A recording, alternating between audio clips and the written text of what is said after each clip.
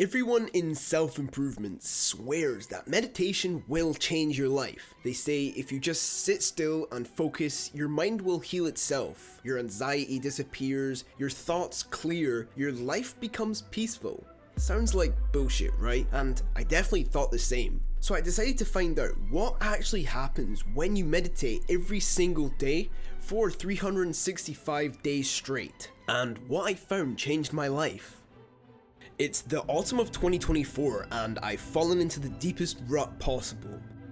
My mental health has sharply declined. I'm constantly wasting time just endlessly scrolling and watching movies. The lust for life I once had was fading away. I could no longer speak to people without zoning out, and I could literally feel my brain rotting. Constant overstimulation, crazy depressive crashes, but the funniest part of it all, earlier this year I had pretty great mental health, and the only thing that had changed since then was that I'd stopped meditating. Right, I know what you're probably thinking. Meditation, that woo-woo shit where you sit cross-legged and pretend you're enlightened. I used to think the exact same.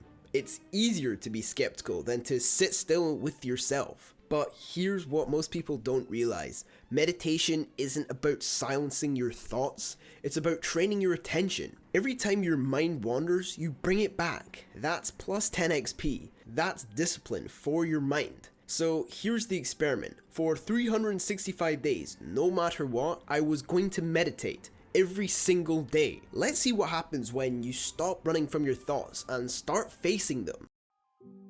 The first 30 days were brutal. Not because meditation is hard, but because doing nothing is. I'd sit there, close my eyes, and instantly my brain would explode with noise. Random memories, to-do lists, conversations that's not even happened, but I told myself one thing, just 5 minutes a day. That's it. No pressure, no perfection, and slowly something strange started happening. The noise didn't disappear, but I started noticing it. I became aware of how chaotic my mind actually was. By week 3, I began to crave that 5 minutes of stillness. It wasn't about reaching enlightenment. It was about proving to myself that I could sit still, that I could focus. And when I finally hit day 30, it felt like breaking through a wall I'd never been able to climb before. I wasn't fixed, not even close, but I could feel it. The shift had begun.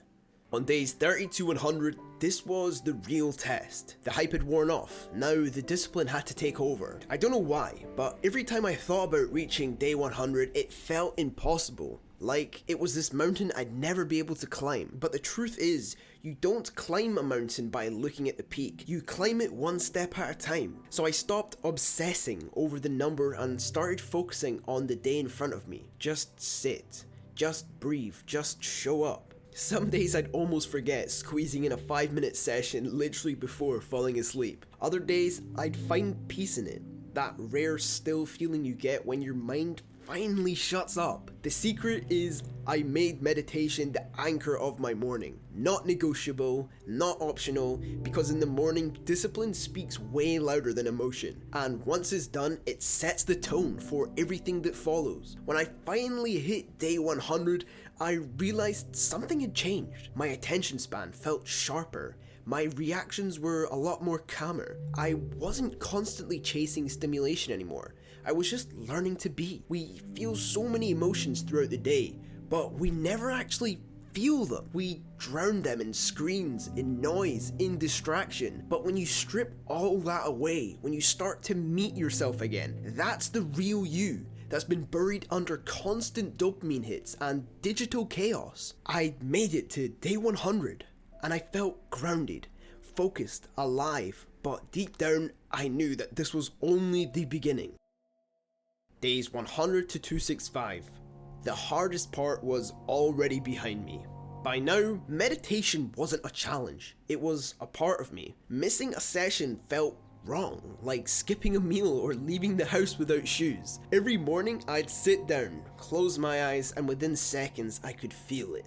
That stillness, the space between my thoughts that used to be impossible to find, the noise in my head, the anxiety, the overthinking, the constant need for stimulation, it all began to fade. Not disappear completely, but quietened down. I started noticing that in conversations too. When I spoke to people, I was there, not half present, not distracted, not lost in my own head, just here. Meditation wasn't just about calming my mind anymore, it was about rewiring it. What used to drain me, silence, boredom, being alone, now anchored me, now recharged me. I was finally comfortable inside my own head, and for the first time in a long time, that felt like freedom. But as I looked at the calendar and saw day 265 roll in, I realized there was still 100 days left, and a lot can change in 100 days. Around day 280, something changed. Not in my mind, but in my motivation. The sessions started to feel dull. 10 minutes every day, same posture, same silence. It wasn't challenging anymore.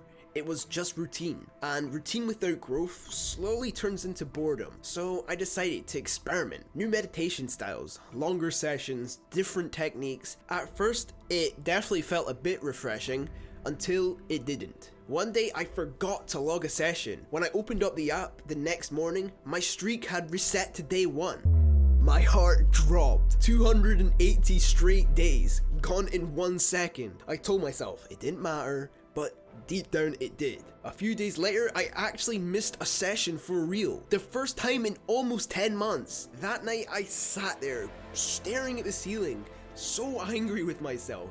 How could I come this far just to screw up now? But then, something clicked. This whole journey was never about the number, it was about the discipline. And discipline isn't perfection, it's persistence. So I made a deal with myself. I wouldn't stop at day 365, I'd go 1 day longer to make up for it. 366, because failure doesn't erase your progress, it reminds you why you started.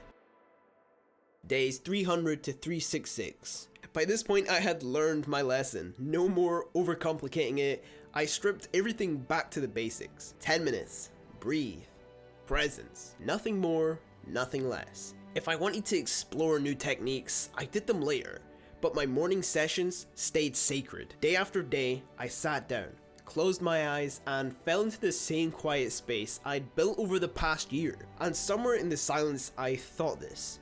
The number didn't matter, the streak didn't matter, what had mattered was I had changed. My thoughts still came and went, but they no longer controlled me. My emotions definitely still hit, but they didn't break me. I could finally feel stillness, not as something I had to chase, but as something I became. Mental health controls everything in your life. What you do, when you do it, who you do it with, and when it's broken, everything else breaks with it. But when you fix it, when you truly learn to sit with yourself, to breathe again, everything else starts to align. Simple habits like meditation, gratitude, training, they don't just make you more productive, they make you more whole. This now 366 day challenge didn't just improve my mental health, it redefined who I am. I stopped scrolling on Instagram, I quit watching Netflix every night, and I finally developed myself. If this journey taught me one thing, it's that peace isn't something you find, it's something you build. And now you've made it this far, I want you to remember something. The path of personal development was always yours. Now, it's just time to walk it.